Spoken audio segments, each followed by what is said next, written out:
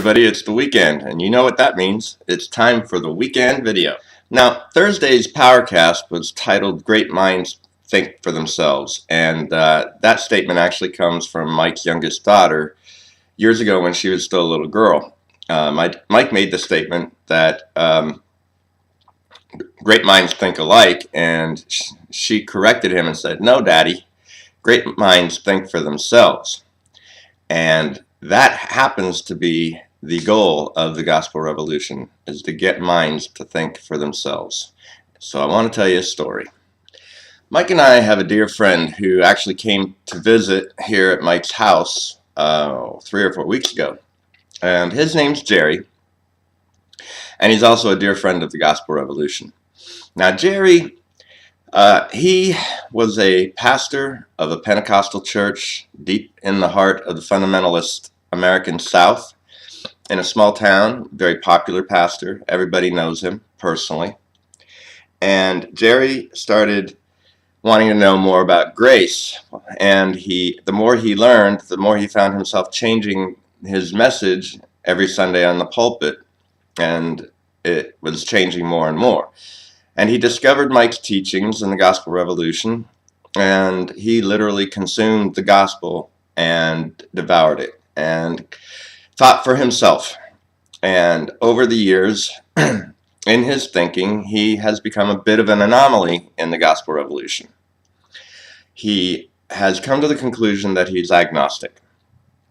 And the way he phrases it is in his journey, in his own independent thinking, his conclusion is agnosticism, and his choice is to live as an atheist. And Jerry wrote a book, and he's become a rather popular speaker, guest speaker in atheist social networks. When Jerry goes out, all he wants to do is tell his story and help people think for themselves. He's not trying to convince them to think like him. That's a valuable lesson that we've all learned in the Gospel Revolution. And that is the goal of the Gospel Revolution, is to get people to think for themselves. We don't need people to agree with everything we say. But thinking for yourself is a freedom that you should never abandon. So Jerry is, like I said, an anomaly. When he runs into Christians who have questions, Jerry highly recommends the Gospel Revolution. And he highly recommends the gospel because Jerry himself knows if there is a God and if there is salvation, then the gospel of grace and peace that we preach, that all people were redeemed at the cross 2,000 years ago, is the truth. So Jerry happily recommends us all the time.